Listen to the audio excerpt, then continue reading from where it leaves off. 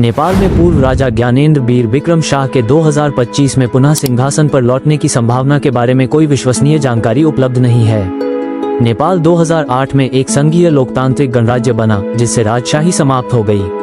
हालांकि कुछ नागरिक राजशाही की वापसी का समर्थन करते हैं, ये भावना व्यापक नहीं है।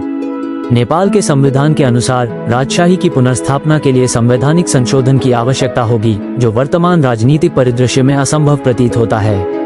राजशाही समर्थकों का मानना है कि राजशाही स्थिरता, सांस्कृतिक पहचान और राष्ट्रीय एकता का प्रतीक है। वे तर्क देते हैं कि लोकतांत्रिक प्रणाली भ्रष्टाचार, राजनीतिक अस्थिरता और विकास की धीमी गति से ग्रस्त है। इन चुनौतियों के समाधान के लिए वे राजशाही की वापसी का समर्थन करते हैं। हालांकि लोकतंत्र समर्थक नागरिकों का मानना है कि लोकतांत्रिक प्रणाली में सुधार और सुदृढ़ीकरण से ही इन समस्याओं का समाधान संभव है। नेपाल में राजशाही की वापसी पर बहस जारी है, लेकिन वर्तमान में ऐसा कोई संकेत नहीं है कि पूर्व राजा ज्ञानेंद्र वीर विक्रम शाह 2025 में पुनः सिंहासन पर लौटेंगे। नेपाल में पूर्व राजा ज्ञानेंद्र वीर विक्रम शाह की संभावित वापसी के विषय पर एक YouTube वीडियो के लिए निम्नलिखित सामग्री प्रस्तुत की जा सकती है।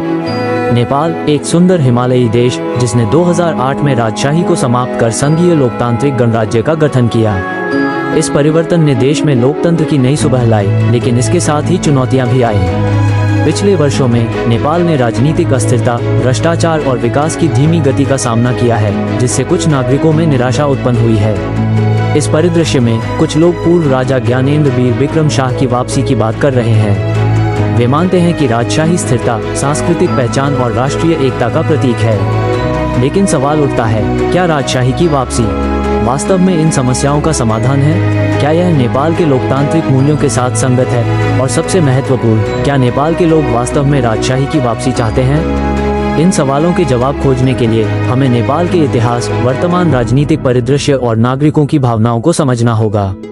आइए इस जटिल मुद्दे पर गहराई से विचार करें और समझें कि नेपाल के भविष्य के लिए सबसे अच्छा मार्ग कौन सा हो सकता है।